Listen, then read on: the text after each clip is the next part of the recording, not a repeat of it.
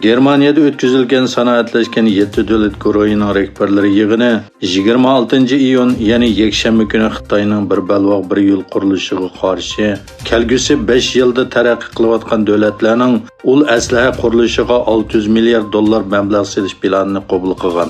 Germaniyaning Bavariya shtatidagi Shilos almi qo'riqida uchrashgan Amerika prezidenti Bayden va sanoatlashgan 7 davlat guruhining rahbarlari yer shari ul aslahalar va balvoq selish o'rtaq hamkorligi nomli programmani birlikda tasdiqlagan. Yig'inda Yevropa komitetining prezidenti Ursula von der Leyen o'xshash bir mezgilda Yevropaning 300 milliard dollar to'plab Xitoy raisi Xi Jinping 2013-yili o'tirg'i qo'ygan bir balvoq bir yo'l qurilishiga qarshi izchillikqa ega yana bir qurilish ilib boradiganligini aytgan. Türkiye, Azerbaycan, Qozog'iston uch taraflik diplomatiya va qatnash ministrlari yig'ini Bakuda boshlandi. Türkiye, Azerbaycan, Qozog'iston tashqi ishlar va qatnash ministrlarining birinchi qitimliq yig'inida Kaspiy dengizi bilan sharqi g'arb markaziy koridorining yoshirin kuchini taraqqiy qildirish masalasi muzokara qilindi. İlgilenişçe aprelden keyin may ayida Xitoydagi sanoat şirketlarining foydasi tuvalligan. Lekin maydagi foydaning tuvallishi 4-oydagi qaraganda osti bo'lgan. 5-oyda sanoat şirketlarining foydasi oldingi yilining o'xshash mazgiliga selishtirganda 6,5% tuvalligan. Aprelda bo'lsa 8,5% tuvalligan.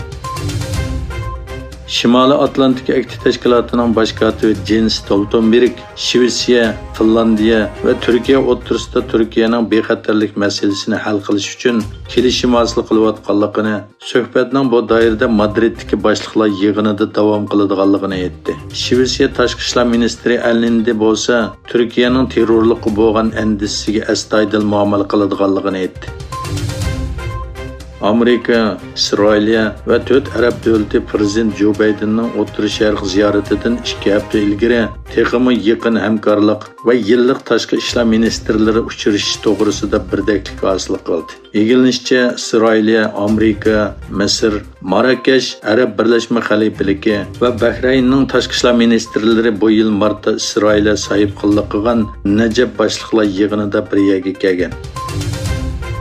Iordaniyaning Akaba portida yuk besish jarayonida urilib ketgan yuk sanduqining portlashi natijasida 10 odamning qazo qilganligi va 250 dan ortiq kishining yaralanganligi xabar qilindi.